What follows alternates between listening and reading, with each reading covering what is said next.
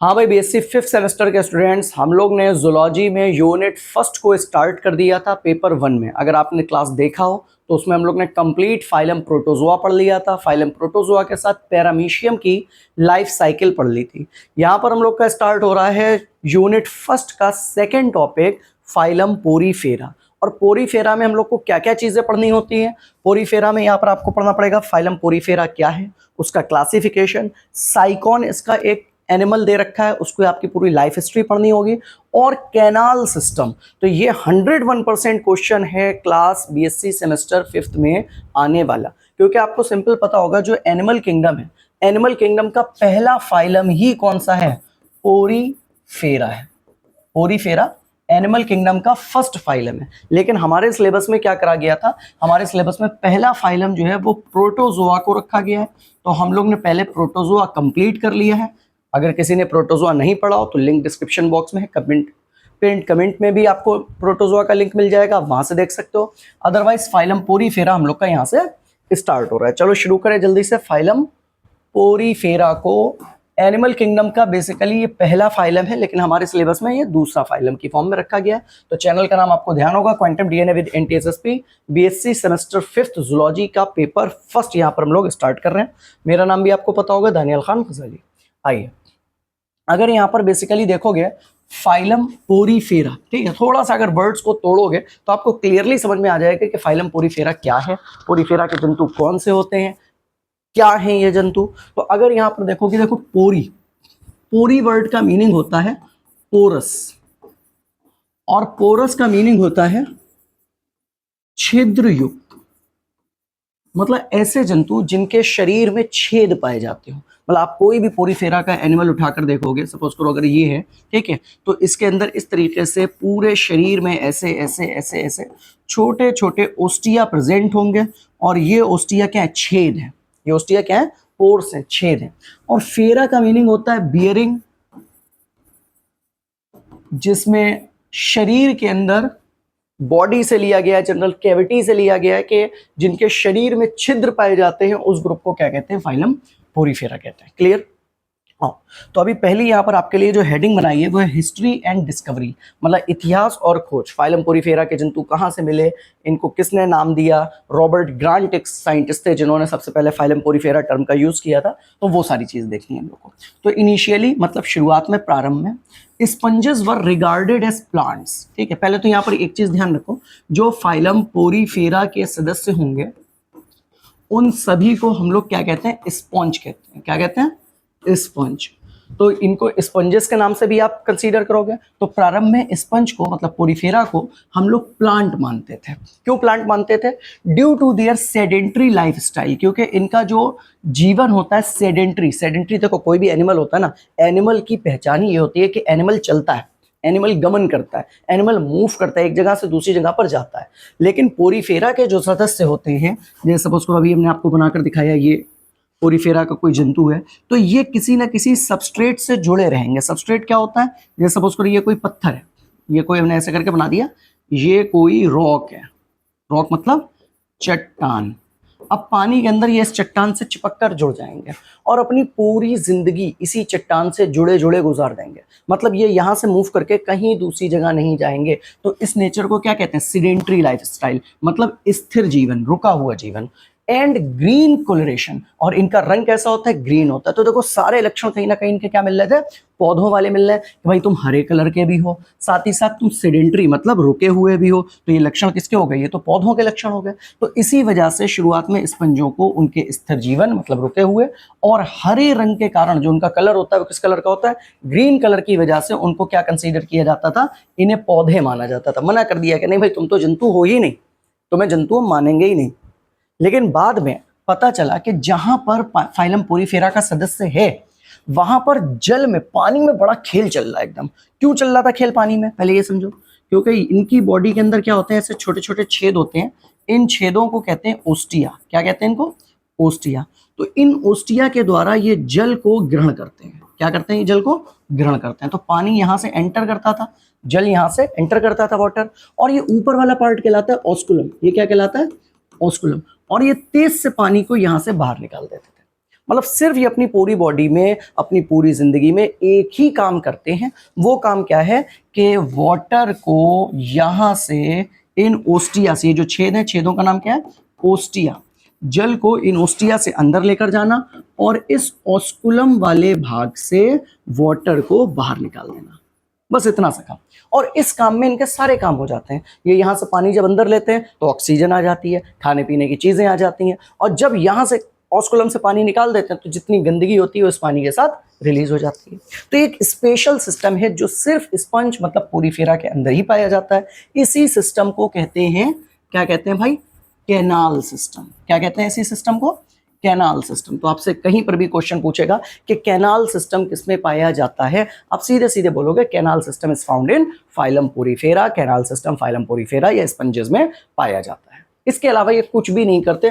तो जब यहाँ पर देखा गया कि जिस जगह पर फाइलम पोरीफेरा के सदस्य लगे हैं वहां जल बहुत ज्यादा मूव कर रहा है, तो कहीं ना कहीं लगा कि यार जब इतना ज्यादा जल मूव कर रहा है तो ये पौधा तो नहीं हो सकता। फिर बाद में पता चला नहीं, ये तो एनिमल्स हैं, लेकिन इनके बाकी अगर आप लक्षण देखो बाहर से तो सारे पौधों वाले ही थे। क्लियर? आगे देखिए,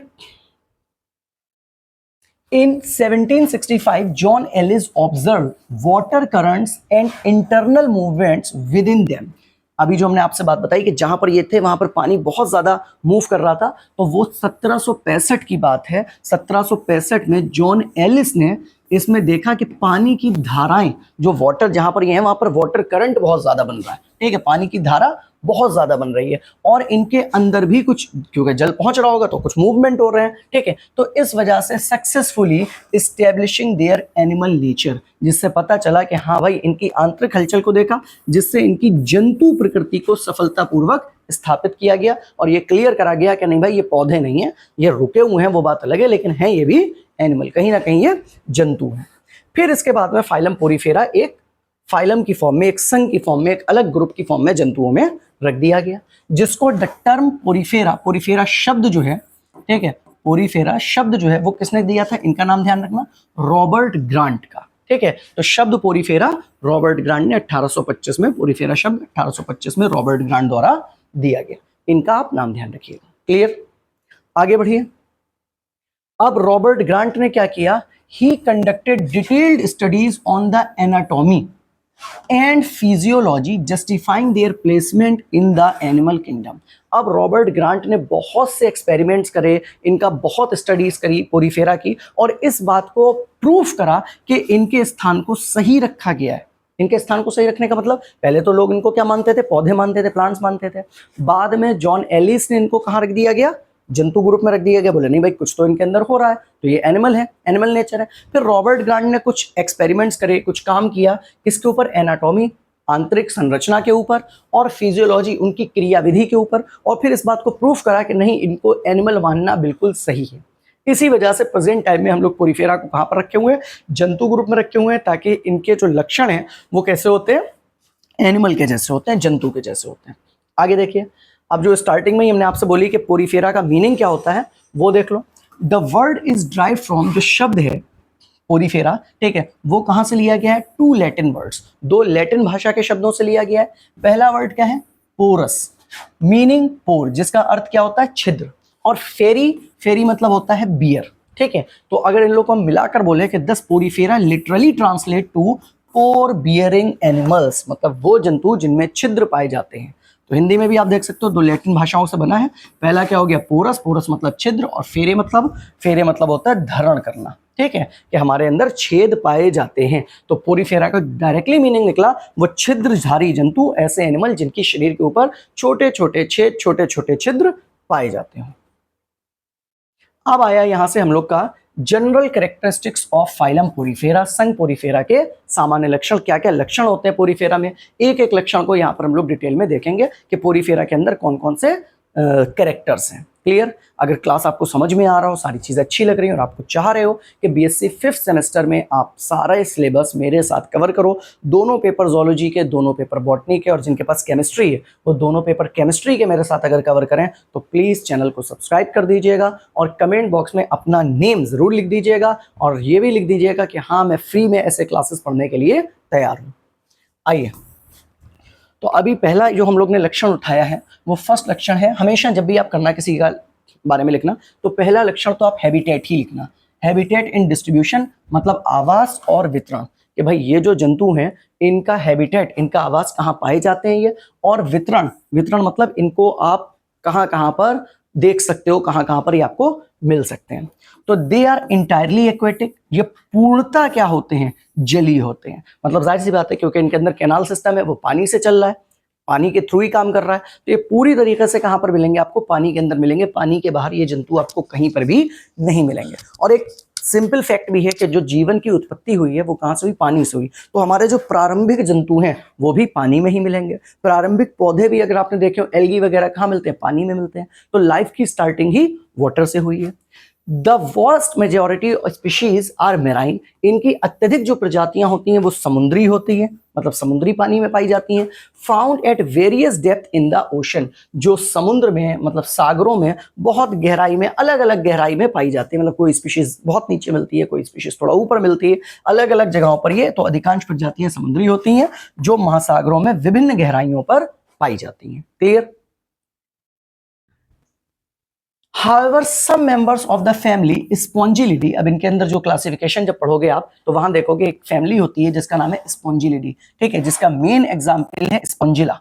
ठीक है, तो कह रहे हैं इनके कुछ सदस्य ऐसे भी हैं, जैसे स्पॉन्जिला हो गया, स्पॉन्जिलिडी फैमिली का, ठीक है, are found in fresh water environment, जो फ्रेश वाटर में भी पाए जाते हैं। फ्रेश वाटर क्या होता है, जिसको हम लोग मीठा पानी या स्वच्छ जल, जो नदी तालाब का पानी होता है उसमें। तो एक चीज आपको यहाँ पर क्लियर याद रखनी है कि जितने भी सदस्य हैं वो कैसे हैं, मेरीन है, मतलब समुद्री है।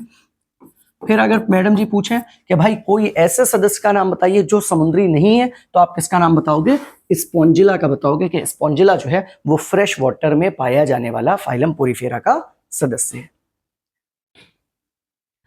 सेकेंड पॉइंट इनका हम लोग का बन रहा है, ठीक है, हैबिट एंड लाइफस्टाइल, स्वभाव एवं जीवन शैली, के किस तरीके का नेचर होता है इनका।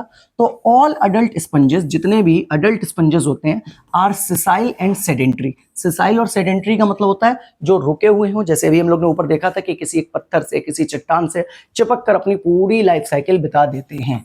दे remain permanently attach to submerged solid substrata like rock, shell और वुडन स्ट्रक्चर। कह रहे हैं ये रिमेन परमानेंटली अटैच, ये पूरी तरीके से अपनी पूरी जिंदगी चिपक कर गुजारते हैं किसमें, कोई भी सबमर्ज्ड सॉलिड, सबमर्ज मतलब जो पानी के अंदर हो, सॉलिड सब्सटेंस, सबस्ट्रेटा मतलब जो ठोस हो, जैसे कोई चट्टान है, कोई शेल है, कोई लकड़ी की संरचना है, ठीक है, पानी के अंदर ऐसा कुछ भी होगा, ये उस पर चिपक कर अपनी पूरी जिंदगी गुजार देंगे। मतलब सभी वयस्क स्पंज सिसाइल होते हैं, स्थिर होते हैं और स्थानबद्ध होते हैं, एक ही जगह पर रुके हुए हो। तो ये पानी में पूरी तरीके से डूबे रहते हैं और किसी लकड़ी वगैरह के ऊपर पड़े हुए होते हैं।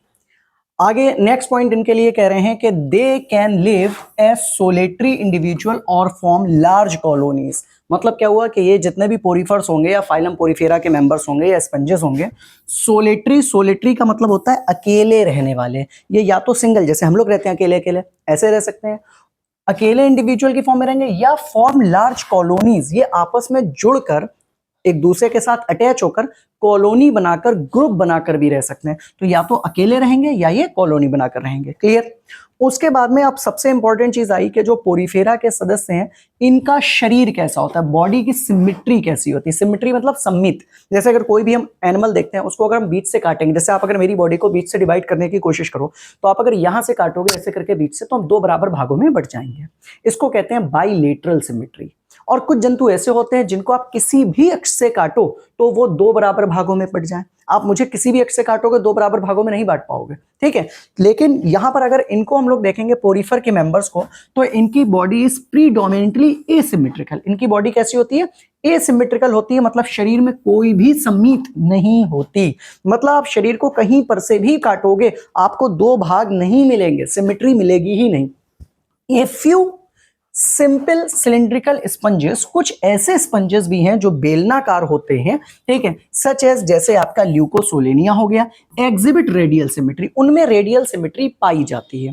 रेडियल सिमेट्री कैसी होती है, जैसे सपोज करो ये कोई अगर ऐसा करके जंतु है, तो अब आप अगर इसको किसी भी एक्स से काटो, ऐसे काटो, ऐसे काटो या ऐसे काटो, दो बराबर भागों में शरीर मिल जाए, तो ल्यूकोसोलेनिया जैसे जंतुओं में इनके अंदर रेडियल सिमेट्री होती है जो बराबर बराबर बढ़ सकती है किसी भी अक्ष से काटने पर, लेकिन बाकी जो जनरल इनकी बॉडी होती है वो एसिमेट्रिकल, असममित होते हैं, मतलब उनको आप शरीर को दो भागों में विभाजित नहीं कर सकते। क्लियर? नेक्स्ट देखिएगा, अगला इनका पॉइंट आया जो कि इनकी दृष्टि से बहुत इंपॉर्टेंट है और ये पॉइंट बहुत एग्जाम में आता है, लेवल ऑफ ऑर्गेनाइजेशन। जैसे आपने देखा होगा कि अभी तक आप पढ़ते थे कि कुछ एनिमल्स जिनमें सिर्फ यूनिसेलुलर होते थे, फिर उसके बाद ग्रुप आया आपका मल्टी सेलुलर, बहुकोशिकीय, ठीक है। तो ये सेलुलर का मतलब क्या होता है, कोशिकीय के कोशिका के बने हुए। अच्छा, कोशिका में आपने एक बात सुनी होगी कि सेल होती है, सेल से जुड़कर टिश्यू बनता है, मतलब कोशिका, कोशिका से ऊतक, ऊतक से क्या बनता है, अंग, अंग बोले तो ऑर्गन, ठीक है, ऑर्गन से फिर ऑर्गन सिस्टम बनता है पूरा जो आपके शरीर के अंदर है। इनके शरीर में कोई टिश्यू नहीं होता, कोई ऑर्गन नहीं, कोई ऑर्गन सिस्टम नहीं होता। इनके शरीर में क्या होता है, सिर्फ और सिर्फ इनके शरीर में सेल्स होती हैं। इसका मतलब ये नहीं कि यूनिसेलुलर है, ये मल्टी सेलुलर होते हैं, बड़े होते हैं काफी देखने में, ठीक है, इतने बड़े, कई एक साइज डिफरेंट होता है, लेकिन कोशिकाएं अलग अलग कार्य करती हैं। कोशिकाएं जुड़कर जो टिश्यू बनाती हों, जो ऊतक बनाती हैं, ऐसा सिस्टम इनके अंदर नहीं होता। तो इनके अंदर क्या होती है, सेलुलर ग्रेड ऑफ ऑर्गेनाइजेशन पाया जाता है। तो sponges exhibit a cellular level of organisation, मतलब स्पंजों की कोशिकीय स्तर शारीरिक संगठन पाया जाता है। हर कोशिका अपना अलग अलग काम करेगी, ठीक है, हर कोशिका अलग अलग सेल होंगी, वो अपना अपना काम करेंगी, वो जुड़कर ऊतक या टिश्यू जैसी चीज नहीं बनाते। The cells are loosely aggregated and do not coordinate to form true tissue और ऑर्गन्स। मतलब क्या हुआ, सेल्स लूजली एग्रीगेटेड, सेल्स आपस में जुड़ी नहीं होती, ढीली तरीके से जुड़ी होती हैं, और एक सेल का दूसरी सेल से कोई टीम वर्क नहीं होता, सब अपना अपना काम कर रहे होते हैं, ठीक है। एंड फॉर्म ट्रू टिश्यूज, और ये कोई भी, and do not form true tissues, और ये कोई सत्य टिश्यूज नहीं बनाते, मतलब इनकी कोशिकाएं ढीले रूप से एकत्रित होती हैं और मिलकर वास्तविक ऊतकों या अंगों का निर्माण नहीं करती। तो आपको ये बात बिल्कुल याद रखनी है, पूरे एनिमल किंगडम में कौन से ऐसे जंतु हैं जिनके अंदर सेलुलर लेवल ऑर्गेनाइजेशन, मतलब कोशिकीय स्तर पाया जाता है, वो सिर्फ आपके पोरीफेरा हैं, क्योंकि पोरीफेरा के बाद टिश्यू बनना सभी जंतुओं में स्टार्ट हो गए थे। इनमें क्या पाया जाता है, सेल लेवल ऑर्गेनाइजेशन इनके अंदर पाया जाता है। नेक्स्ट है आपका क्वेश्चन नेक्स्ट है point, they are placed in separate sub kingdom called Parazoa. इनके लिए एक अलग किंगडम ही बना दिया गया बाद में, एनिमेलिया का ग्रुप अलग करके, जिसका पैराजोआ नाम रखा गया, और इन्हें एक अलग जगत के रूप में रख दिया गया। फिलहाल हम लोग इनको एनिमेलिया के अंदर ही पढ़ते हैं, और एज अ फर्स्ट फाइलम, दुनिया का पहला फाइलम के रूप में प्रोटोजोआ के बाद में पोरीफेरा को हम लोग पढ़ते हैं। अगला पॉइंट इनके लिए मोस्ट इंपॉर्टेंट है, जर्म लेयर्स। ये बात आप जरूर याद रखना कि जर्म लेयर्स क्या होती हैं, क्योंकि देखो ये भी हर फाइलम में आएगा, तो इस फाइलम में थोड़ा सा ध्यान रखना। जब आपके शरीर का निर्माण हो रहा होगा, जब आपकी बॉडी बन रही होगी, ठीक है, जब आप जाइगोट हो गए, जाइगोट से एम्ब्रियो बने होंगे, तो उस टाइम हमारे अंदर कुछ लेयर्स होती हैं जिनको कहते हैं जर्म लेयर्स, ठीक, क्लियर। जर्म लेयर्स होती हैं 3, अभी ध्यान रखना, पहले जर्म लेयर कितनी होती हैं, 3। एक होती है सबसे बाहर वाली एक्टोडर्म, इससे कुछ अंग आपके शरीर के बने होते हैं। फिर बीच में होती है मीजोडर्म, इससे कुछ बने होते हैं, जैसे ब्लड हो गया, बोन्स हो गई, हार्ट हो गया, सब मीजोडर्म के बने होते हैं। फिर होते हैं कुछ एंडोडर्म, जिससे कुछ आंतरिक आपके अंग बने होते हैं। तो ये 3 टाइप हो गए, एक्टोडर्म, मीजोडर्म, एंडोडर्म, जिनके अंदर एक्टोडर्म, मीजोडर्म, एंडोडर्म तीनों लेयर्स पाई जाती हैं, या जिनका निर्माण इन तीनों लेयर्स से होता है, उन जंतुओं को हम लोग कहते हैं ट्रिप्लोब्लास्टिक। क्या कहते हैं, ट्रिप्लोब्लास्टिक, त्रिस्तरीय। इतनी बात समझ में आ गई। ट्रिप्लो मतलब 3, ब्लास्टुला मतलब जहां से लेयर बनती है, ब्लास्टुला एक एम्ब्रियो की स्टेज होती है, तो उनको ट्रिप्लोब्लास्टिक कहते हैं। यहां पर जो हमारे क्या नाम है इनका, पोरीफेरिया का मेंबर्स हैं, इन जंतुओं में मीजोडर्म नहीं पाई जाती। क्या नहीं पाई जाती, मीजोडर्म इनके अंदर नहीं पाई जाती। अब ध्यान से समझो, जब मीजोडर्म नहीं हुई तो कितनी लेयर बची, 2 लेयर बची। तो इसका मतलब ये क्या हो गए, ये जंतु होते हैं डिप्लोब्लास्टिक, मतलब ये ट्रिप्लोब्लास्टिक ना होकर क्या होगा, डिप्लोब्लास्टिक। इनकी पूरी बॉडी में सिर्फ 2 लेयर्स पाई जाती हैं। तो they are diploblastic animals with a body wall composed of two distinct cellular layers separated by non cellular jelly like matrix. मतलब इनके अंदर क्या होता है, इनके अंदर एक बाहर की तरफ ये ऐसे करके एक लेयर होगी, ये कौन सी हो गई, सपोज करो एक्टोडर्म हो गई, ये बाहर वाली, और एक इनके अंदर ये एंडोडर्म हो जाएगी, ये अंदर वाली। ठीक है, बीच में लेयर नहीं होगी, उस लेयर की जगह पर एक जेली भरी हुई होगी,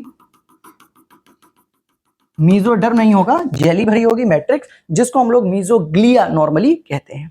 तो यहां पर दे आर डिप्लोब्लास्टिक एनिमल, ये डिप्लोब्लास्टिक है, ये बात आपको याद रखनी है। तो इनके अंदर दो ही लेयर्स होती हैं, कौन कौन सी दो लेयर्स होती हैं, यहां पर लिखा हुआ है एक्टोडर्म और एंडोडर्म, ये आपको ध्यान रखना है। तो इनकी देह भित्ति दो अलग अलग कोशिकाओं की परतों से बनी होती है, जिनके बीच एक आकाशीय जेली नुमा पदार्थ भरा रहता है।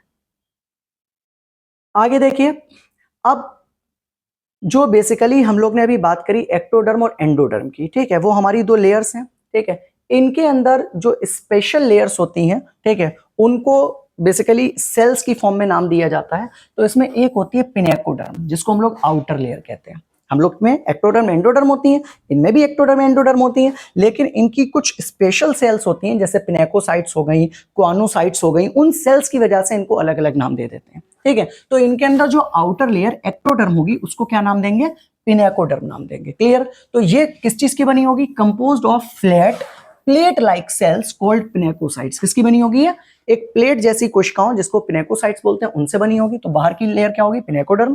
पिनेकोडर्म किसकी बनी होगी, पिनेकोसाइट्स की बनी होगी, चपटी कोशिकाओं की।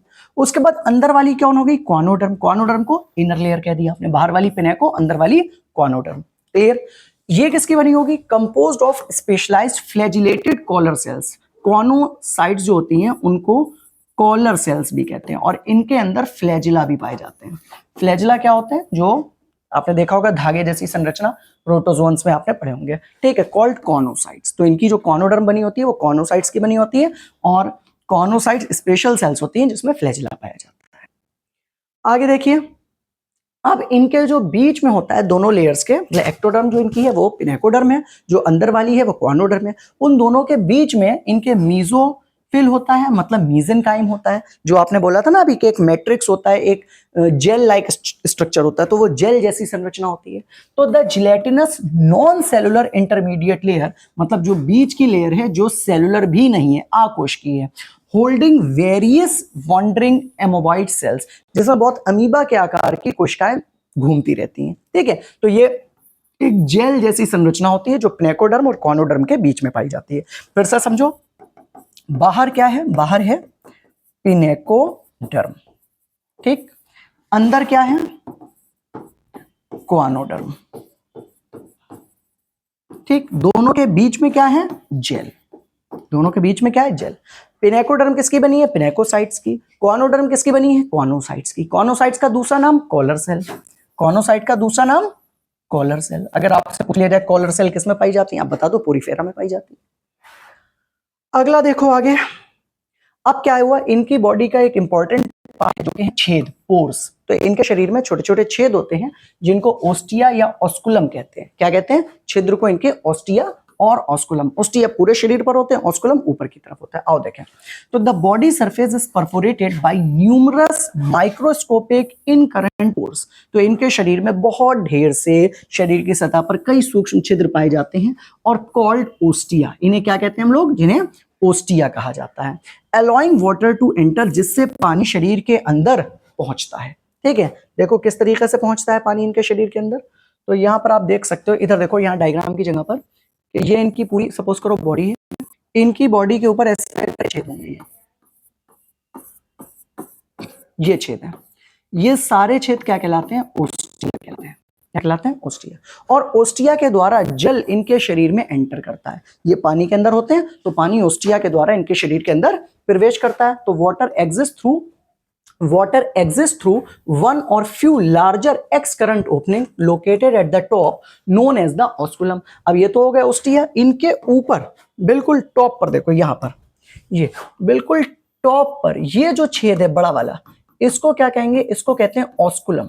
क्या कहते हैं इसको, ऑस्कुलम। और ऑस्कुलम के द्वारा क्या होता है, ये अपना जितना भी इन्होंने जल अंदर लिया है शरीर के, ये सारा जल ऑस्कुलम से बाहर निकाल देते हैं। तो यहां से वाटर एंटर कर रहा है और यहां से ऑस्कुलम के द्वारा वाटर बाहर निकल जाता है। ठीक है, तो पानी शरीर के ऊपर स्थित एक बड़े छिद्र के द्वारा निकलता है जिसे ऑस्कुलम कहते हैं। क्या इतनी बात समझ में आ गई आपको? ठीक है, तो ओस्टिया से इनके शरीर में पानी आता है, ऑस्कुलम से इनके शरीर में पानी निकल जाता है।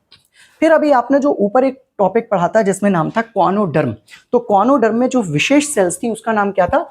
कॉनोसाइट्स था। तो कॉनोसाइट्स या कॉलर सेल्स जो होती हैं वो क्या होती हैं उसको हम लोग को देखना है। तो कॉनोडर्म किसकी बनी होंगी? कॉलर सेल्स की, मतलब कॉनोसाइट्स की। तो दीज स्पेशलाइज्ड फ्लैजिलेटेड सेल्स, ये कैसी हैं? बहुत स्पेशल टाइप की हैं, इनमें फ्लैजिला पाया जाता है, are completely unique to sponges, और ये यूनिक है, मतलब ये किसी में नहीं पाई जाती, अद्वितीय हैं। इनके अलावा, स्पंजेस के अलावा, पोरीफेरा के अलावा, ये सेल्स कॉनोसाइट्स और कहीं आपको देखने को नहीं मिलेंगी। अब सेल्स होती कैसी हैं? Each cell possess a single flagellum, हर कोशिका में एक सिंगल फ्लैजिलम होता है। जैसे एक सेल तो उसका अपना एक फ्लैजिला, ये सेल इसका फ्लैजिला, ये सेल इसका फ्लैजिला, ठीक है, सिंगल फ्लैजिलम होता है, surrounded by contractile protoplasmic collar, ठीक है, और इनके ऊपर एक प्रोटोप्लाज्म का बना हुआ कॉलर प्रेजेंट होता है, ठीक है। तो their beating maintains the water current, और जब ये बीट करता है, ये फ्लैजिला जब ऐसे ऐसे करके हिलता है तो उससे पानी के अंदर करंट बनता है और पानी ओस्टिया के अंदर चला जाता है। And filters microscopic food particles, और इनके अंदर माइक्रोस्कोपिक फूड पार्टिकल्स होते हैं जिससे ये जो भी खाने पीने की चीजें होती हैं पानी के अंदर वो सब कैप्चर कर लेते हैं। प्रत्येक कोशिका में एक फ्लैजिलम होता है जो संकुचनशील प्रोटोप्लाज्मिक कॉलर से घिरा होता है। इनकी गति पानी की धारा को बनाए रखती है, जिससे पानी में हलचल रहती है और पानी अंदर की तरफ जाता है, सूक्ष्म भोजन कणों को छानती है। अब जितना भी फूड होता है वो सब शरीर के अंदर चला जाता है, पानी के अंदर कोई भी प्रोटीन कोई भी चीजें होती है वो सब अंदर चली जाती है।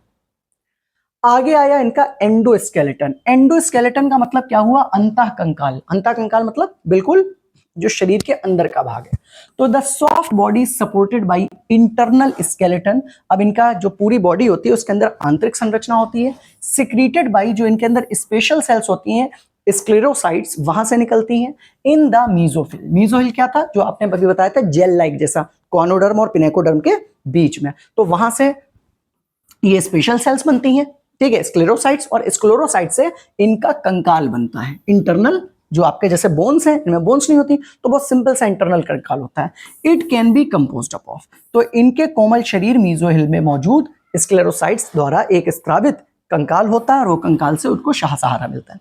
अब कंकाल के अंदर क्या होता है? तो इनके कंकाल के अंदर बेसिकली दो चीजें यहां पर मेन है, एक स्पिक्यूल्स और दूसरा स्पॉन्जिन फाइबर्स। क्या क्या होते हैं इनके कंकाल में? एक होते हैं स्पिक्यूल्स और दूसरे क्या होते हैं? Spongin fibre.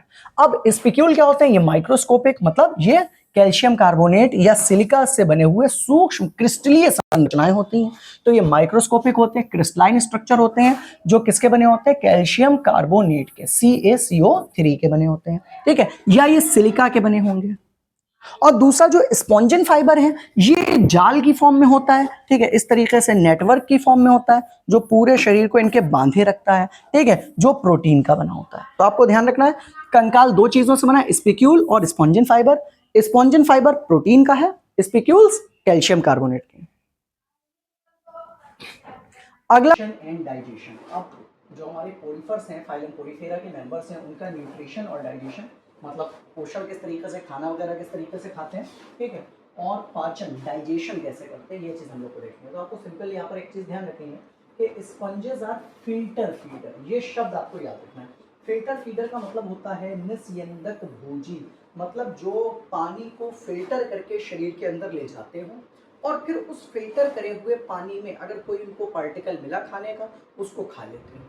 जैसे सपोज करो हम लोग पानी के अंदर हो और हम ऐसे करके सारा पानी अपने शरीर के अंदर भर लें, और उस पानी जो अपने शरीर के अंदर भरा है उसको छान कर उसमें देखें कि इसमें जो खाने की चीजें हैं उसको रोक लें और बाकी सारे पानी को बाहर की तरफ भेजें, इसको कहते हैं फिल्टर फीडर। ये माइक्रोफेगस होते हैं, माइक्रो मतलब छोटे और फेगस मतलब भोजन को खाने वाले, ठीक है। तो निस्यंदक भोजी फिल्टर फीडर होते हैं, ठीक है। लैकिंग ए डाइजेस्टिव ट्रैक्ट, जिनमें पाचन तंत्र का अभाव होता है, मतलब पाचन तंत्र नहीं पाया जाता। भाई जाहिर सी बात है, अभी हम लोग की बात हुई, पाचन तंत्र क्या है? एक ऑर्गन सिस्टम है। पाचन तंत्र क्या है? एक ऑर्गन सिस्टम है। अब इनके अंदर क्या ऑर्गन सिस्टम होगा? नहीं हो सकता। क्यों? क्योंकि इनके अंदर तो ऑर्गन ही नहीं होते हैं। हमें तो पता है इनके अंदर मसल्स भी नहीं होते, हमें तो पता है इनके अंदर तो टिश्यू भी नहीं होते हैं। इनके अंदर क्या होते हैं? इनमें सिर्फ और सिर्फ सेलुलर लेवल होता है, याद है ना आपको? कोशिकीय संगठन होता है, तो इनके अंदर तो कुछ भी नहीं हो सकता। तो ये कोई भी इस टाइप की इनके अंदर चीज नहीं पाई जाती। आगे हम लोग ने देखा digestion is entirely intracellular, occurring inside the food vacuoles of conocytes and distributed by amoebocytes। ये बात ध्यान रखिएगा कि पाचन पूरी तरह से अंतःकोशिकीय होता है। अंतःकोशिकीय मतलब जो सेल के अंदर होता है, इंट्रासेलुलर, इस वर्ड को ध्यान रखना। इंट्रा का मतलब अंदर और इंटर मतलब के बीच में, ठीक है। तो यहाँ पर सेल्स के बीच में नहीं हो रहा है, सेल्स के अंदर हो रहा है, ठीक है। जो कॉनोसाइट्स की खाद्य रिक्तिकाओं के अंदर होता है और अमीबोसाइट द्वारा वितरित किया जाता है। मतलब कॉनोसाइट के अंदर डाइजेशन होगा और अमीबोसाइट उसको पूरे में फैला देगी कि कहाँ पर खाने को भेजना है, कहाँ पर खाने को पहुंचाना। आगे आया हम लोग का रेस्पिरेशन एंड एक्सक्रीशन, श्वसन एवं उत्सर्जन। अब क्या रहा कि there are no specialised respiratory और एक्सक्रीटरी ऑर्गन्स। मतलब इनके शरीर में कोई भी एक्सक्रीटरी क्या होता है, उत्सर्जी, रेस्पिरेटरी क्या होता है, श्वसन, ठीक है। सांस लेने के लिए रेस्पिरेटरी बोलते हैं और बॉडी से कोई फूड वगैरह को जो डाइजेस्टेड फूड है, ठीक है, जिसको अनडाइजेस्टेड फूड है, जो हमारा सपोज करो अपशिष्ट भोजन है, उसको आप शरीर से बाहर निकालोगे, जिसको फीकस कहते हैं, डेफिकेशन प्रक्रिया के द्वारा, तो वो एक्सक्रीशन हो जाएगा। या जनरली आप एक्सक्रीशन को डेफिकेशन से अलग अगर करते हो तो आप यहाँ पर बोलते हो जो हमारे नाइट्रोजन युक्त पदार्थ हैं, ठीक है, अपशिष्ट पदार्थ, उनको बाहर निकालना उत्सर्जन किया जाता है। तो इनमें कोई विशेष या उत्सर्जन की या श्वसन की क्रिया नहीं होती, तो कोई स्पेशल ऑर्गन्स वगैरह नहीं होते, क्योंकि हमें फिर से याद रखना है इनके शरीर में तो सिर्फ सेलुलर लेवल था। क्या था इनके शरीर में, सेलुलर लेवल था। तो इसका मतलब कुछ ना कुछ तो करते होंगे, लेकिन फिर भी तो ये gaseous exchange and the elimination of nitrogenous waste primary ammonia occurs through simple diffusion. तो ये क्या करते हैं, ये अपने अंदर शरीर का जो गैसियस एक्सचेंज करते हैं, जैसे सांस लेना, या एलिमिनेशन ऑफ नाइट्रोजन वेस्ट, जो नाइट्रोजन वेस्ट है उनको शरीर से बाहर निकालते हैं। तो बेसिकली इनके अंदर अमोनिया होती है जिसको बाहर निकालते हैं। अकर्स थ्रू सिंपल डिफ्यूजन, किस प्रक्रिया के द्वारा निकालते हैं, सिंपल डिफ्यूजन। डिफ्यूजन आपको पता है अधिक सांद्रता से कम सांद्रता की हो जाना। तो जब इनके शरीर में अमोनिया बढ़ जाती है तो ये बाहर की ओर उसको रिलीज कर देते हैं cross the general body surface. और ये किसके थ्रू होता है, अक्रॉस पूरी बॉडी से, पूरी सरफेस से हो सकता है। मतलब कोई स्पेशल अंग इसके लिए इनके शरीर में नहीं। गैसों का आदान प्रदान नाइट्रोजनी अपशिष्टों, मुख्य रूप से अमोनिया के निष्कासन, शरीर की सामान्य सतह के द्वारा सरल विसरण की प्रक्रिया से हो जाता है। इतनी बात आपको समझ में आ गई, पक्की बात। आगे देखो, अगला है भाई हम लोग का नर्वस एंड सेंसरी सिस्टम। मतलब अब इनके अंदर क्या कोई नर्वस सिस्टम होता है या तंत्रिका तंत्र जिसको बोलते हैं, ठीक है, और सेंसरी संवेदी अंग कोई इनके अंदर होते हैं। जैसे आपके सेंस ऑर्गन्स 5 होते हैं, कौन कौन से होते हैं, जल्दी से कमेंट बॉक्स में बताओ आपके 5 सेंस ऑर्गन्स कौन कौन से हैं, ठीक है, बताइए जल्दी से कमेंट करें। तो इनके अंदर ट्रू नर्व सेल्स, न्यूरॉन, जो आपके ब्रेन की सेल्स होती हैं, neurons, and sensory organs are entirely absent. इनके अंदर कोई न्यूरॉन्स नहीं होते, ना ही कोई सेंस ऑर्गन्स होते हैं।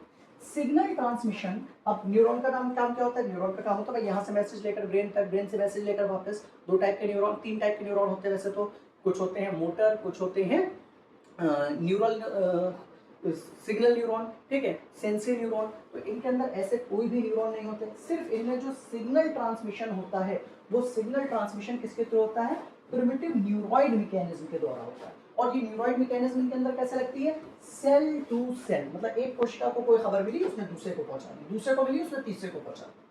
कोई स्पेशल सेल्स इसके लिए, इस काम के लिए इनके अंदर नहीं है। मतलब वास्तविक तंत्रिका कोशिकाएं, न्यूरॉन्स और संवेदी अंग पूरी तरह से अनुपस्थित होते हैं। संकेतों का संचरण एक कोशिका से दूसरी कोशिका के द्वारा आदिम न्यूरॉइड, मतलब जो प्राइमरी न्यूरॉइड है उसके द्वारा होता है। क्लियर। लास्ट टॉपिक आता है इस पूरे जनरल फीचर्स में, क्योंकि हम लोग यहाँ पर फीचर्स पढ़ रहे हैं कि क्या क्या लक्षण है इनके। तो अंतिम आया हमारा इनका रिप्रोडक्शन एंड डेवलपमेंट। मतलब ये प्रजनन कैसे करते हैं और इनका डेवलपमेंट कैसे होता है। तो रिप्रोडक्शन इनके अंदर बेसिकली दोनों तरीके से होता है, सेक्सुअल भी होता है और एसेक्सुअल भी होता है। दोनों तरीके से जनन कर सकते हैं। तो अभी बात यहाँ पर हो रही है एसेक्सुअल की। तो asexual reproduction occurs by budding, किसके द्वारा होता है, बडिंग के द्वारा, ठीक है। बडिंग को हिंदी में मुकुलन कहते हैं। मुकुलन में क्या होता है कि जैसे शरीर के ऊपर कोई एक बड जैसी बनी, इनके शरीर में कोई एक हिस्सा बना, वो टूटा और वहां से नया पौधा ग्रो कर गया, ऐसा पौधों में होता है। तो यहाँ पर इनके, क्योंकि पहले एनिमल है दुनिया के, तो इनके अंदर भी होता है। फ्रेगमेंटेशन, फ्रेगमेंटेशन का मतलब होता है विखंडन, कि भाई इनका पूरा शरीर है जैसे इस तरीके से, अब ये शरीर छोटे छोटे भागों में डिवाइड हुआ और वहां से नया एनिमल बन गया। और the formation of internal resistant birds called gemmules, और इनके अंदर कुछ स्पेशल स्ट्रक्चर बनते हैं जिनको जेम्यूल कहते हैं, उसके द्वारा होता है। लेकिन जेम्यूल किसमें बनते हैं? फ्रेश वाटर स्पंजेस में बनते हैं, ये बात आपको ध्यान रखना। फ्रेश वाटर स्पंज का एग्जाम्पल आपने ऊपर पढ़ा था, याद करो, स्पॉन्जिला।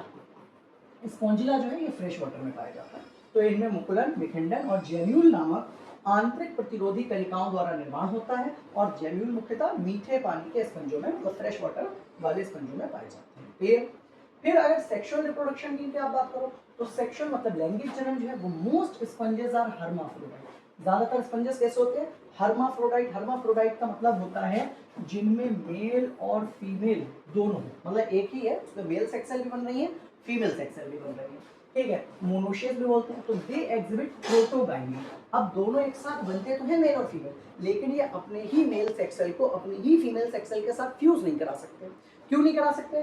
क्योंकि इनके अंदर क्या होती है? प्रोटोगाइनी होती है। और प्रोटोगाइनी को अगर वर्ड को तोड़ो, प्रो का मतलब क्या हुआ? पहले, गाइनी का मतलब होता है फीमेल, तो इसका मतलब पहले इनके अंदर फीमेल सेल का डेवलपमेंट होता होगा, उसके बाद मेल सेक्स सेल बनती होगी। तो यहाँ पर ब्रैकेट में साफ साफ लिख दिया आपके लिए, ओवा मैच्योर बिफोर स्पर्म, मतलब जो ओवा है, जो फीमेल है, वो स्पर्म से पहले विकसित हो जाती है। तो जिस टाइम ओवा होगी उस टाइम स्पर्म नहीं होंगे, जब स्पर्म डेवलप होंगे तब तक ओवा खत्म हो चुकी होगी, ठीक है। तो ये सेल्फ फर्टिलाइजेशन को रोकने के लिए इस प्रक्रिया के अंदर पाई जाती है, हालांकि ये हर्माफ्रोडाइट।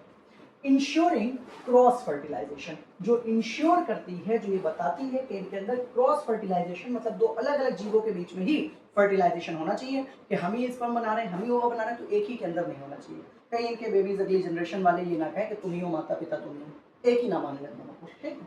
तो फर्टिलाइजेशन इज इंटरनल। फर्टिलाइजेशन कैसा होता है? आंतरिक होता है, बॉडी के अंदर होगा। तो अधिकांश स्पंज हर्माफ्रोडाइट होते हैं, उभयलिंगी होते हैं। इनमें प्रोटोगाइनी मतलब अंडाणु, जो फीमेल सेक्स सेल है, वो मेल सेक्स सेल से पहले डेवलप होते हैं, और ये द्विनिषेचन को प्रोत्साहित करते हैं, द्विनिषेचन इससे आगे।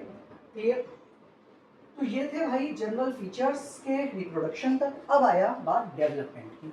डेवलपमेंट का मतलब होता है कि रिप्रोडक्शन के बाद इनका विकास कैसे होगा, ठीक है। तो डेवलपमेंट इनडायरेक्ट प्रकार का होता है। अब इनडायरेक्ट डेवलपमेंट का मतलब क्या है? आपको सिंपल सा याद रखना है, कभी भी अगर डेवलपमेंट इनडायरेक्ट बोला जाए इसका मतलब लार्वा बनता हो, और अगर बोला जाए डेवलपमेंट डायरेक्ट हो रहा है तो इसका मतलब है लार्वा इनके शरीर में नहीं बनता। तो आप बताओ आपका डेवलपमेंट कैसा है? क्या आप लार्वा थे पहले, या आप डायरेक्टली बेबी की फॉर्म में पैदा हुए? तो आप डायरेक्टली बच्चे की फॉर्म में पैदा हुए थे। तो हम लोग में डेवलपमेंट कैसा होता है? हम लोग के अंदर डायरेक्ट डेवलपमेंट है।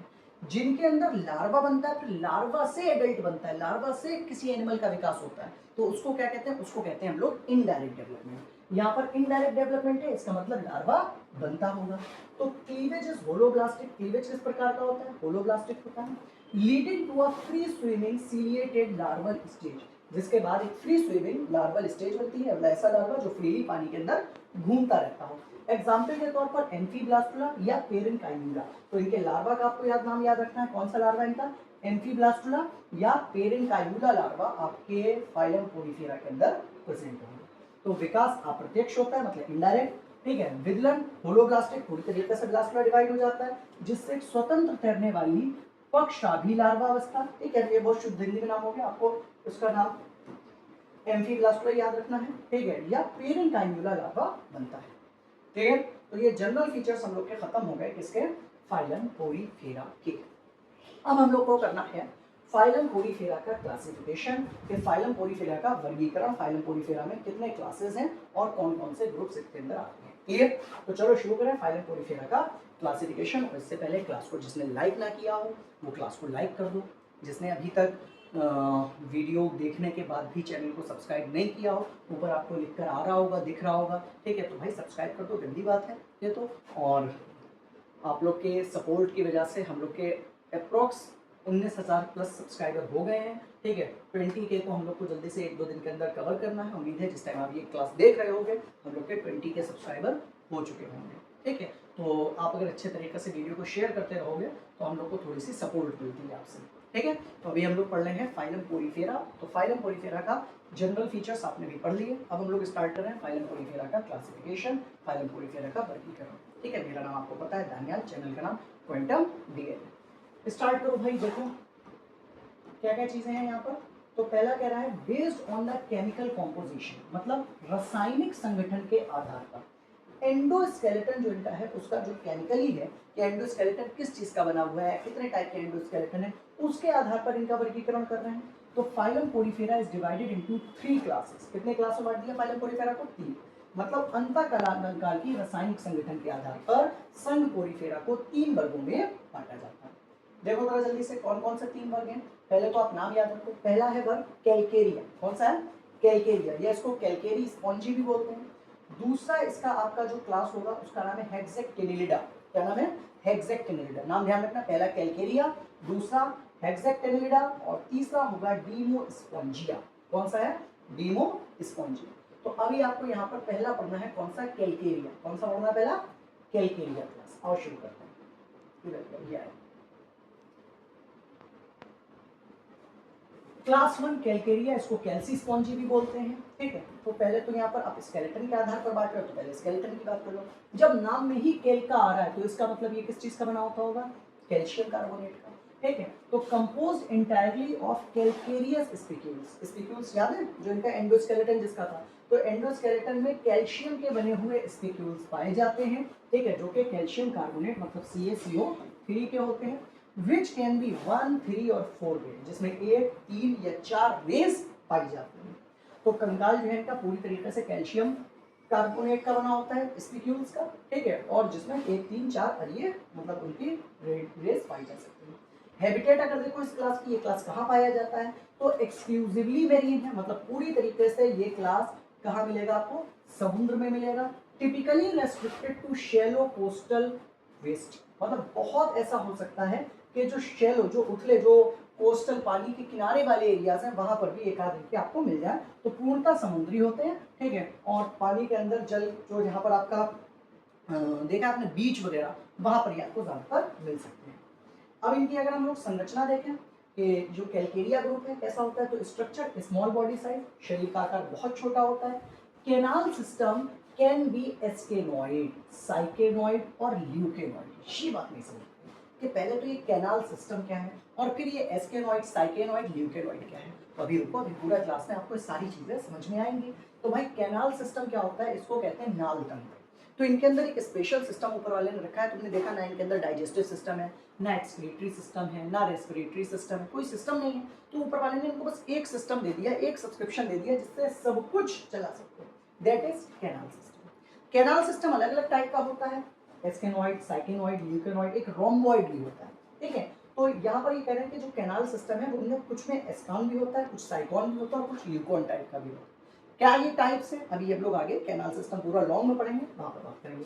तो शरीर का आकार छोटा है, नाल तंत्र मतलब कैनाल सिस्टम, एस्कॉन, साइकॉन और ल्यूकॉन तीनों टाइप का हो सकता है। फिर आपको इनके एग्जाम्पल्स याद रखने हैं। पहला एग्जाम्पल इनका याद रखना साइकॉन या स्काइफा। क्या याद रखना? साइकॉन, स्काइफा। दूसरा नाम इसका याद रखना ल्यूकोसोलेनिया। तो यहाँ पर साइकॉन एग्जाम्पल है, कौन है? साइकॉन और ल्यूकोसोलेनिया, ठीक है। तो ये दो आप एग्जाम्पल यहाँ पर याद रखो। आगे बढ़ाइए। दूसरा क्लास आता है हेक्सेक्टिनिलिडा, जिसको ग्लास स्पंज कहते हैं। क्या कहते हैं इस ग्रुप को? ग्लास स्पंज, हेक्सेक्टिनिलिडा को, क्योंकि ये बिल्कुल क्लियरली होते हैं और इनमें नॉर्मली आपको आर पार दिख जाएगा। इनका अगर आप संरचना देखोगे तो ये आर पार एक दूसरे से, एक जगह से मतलब क्लियरली आपको ये दिख जाएंगे। अगर आप देखना चाहो तो यहाँ पर मेरे साथ आओ, दिखाते हैं। एक जो ऑन हो जाए, इसमें आप देखो यूप्लेक्टेला, यूप्लेक्टेला, ये हेक्सेक्टिनिलिडा का एग्जाम्पल है, देखिएगा जी है।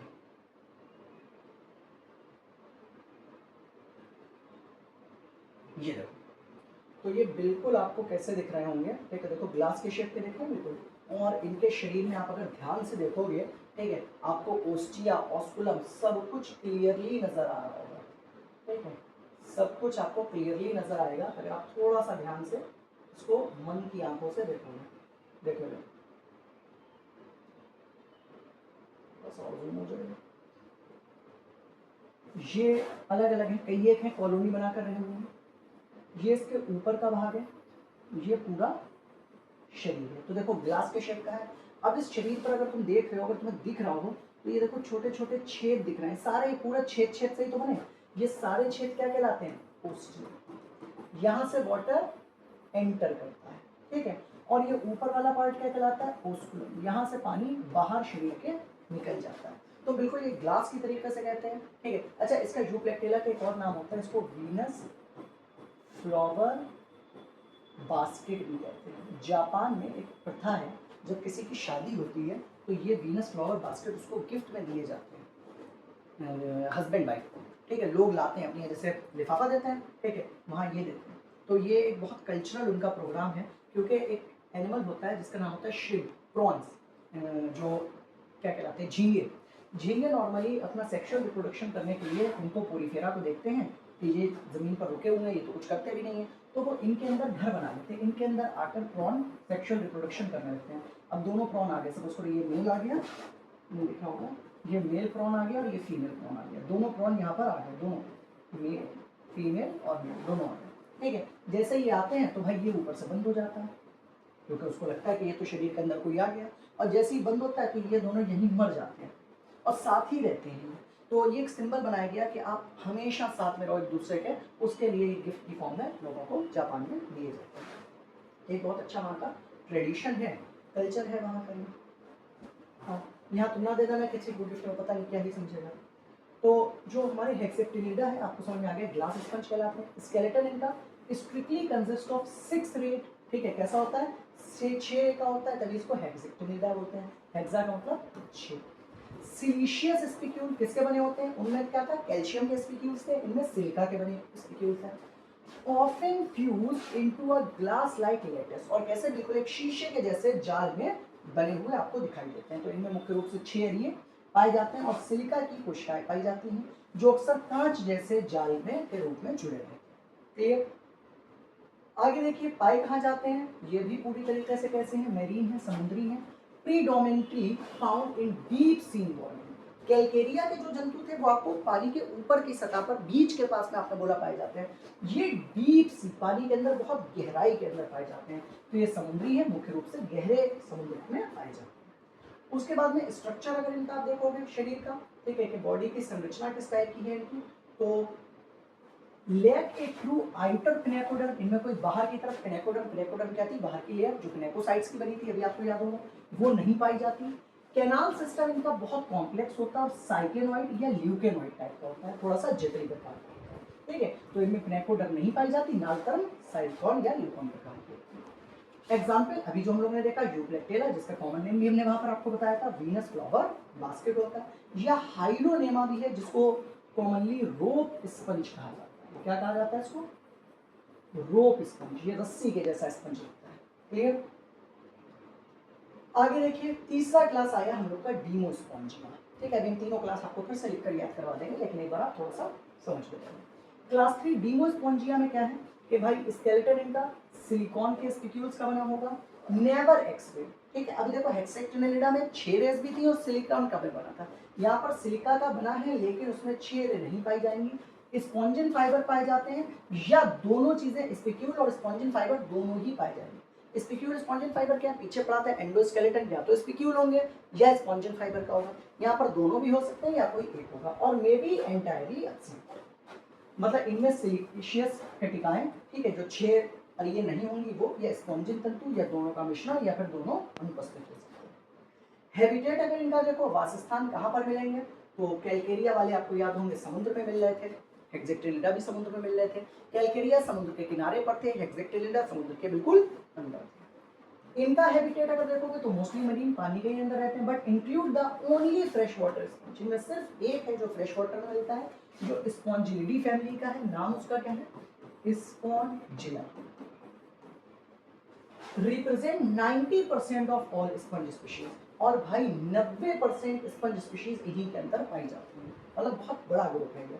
तो अधिकांश समुद्री होते हैं, लेकिन कुछ इनके मीठे पानी में पाए जाते हैं, जैसे स्पॉन्जिलिडी फैमिली के। और ये स्पंज लगभग 90% प्रजातियों में को प्रदर्शित करते हैं, मतलब 90% जो स्पंज है वो इसी ग्रुप के अंदर पाए जाते हैं। स्ट्रक्चर अगर आप देखोगे, इनकी संरचना अगर देखोगे किस टाइप के हैं, ये देखने में कैसे मिलते हैं, एसिमेट्रिकल, कोई सिमेट्री नहीं होती शरीर की, ठीक है।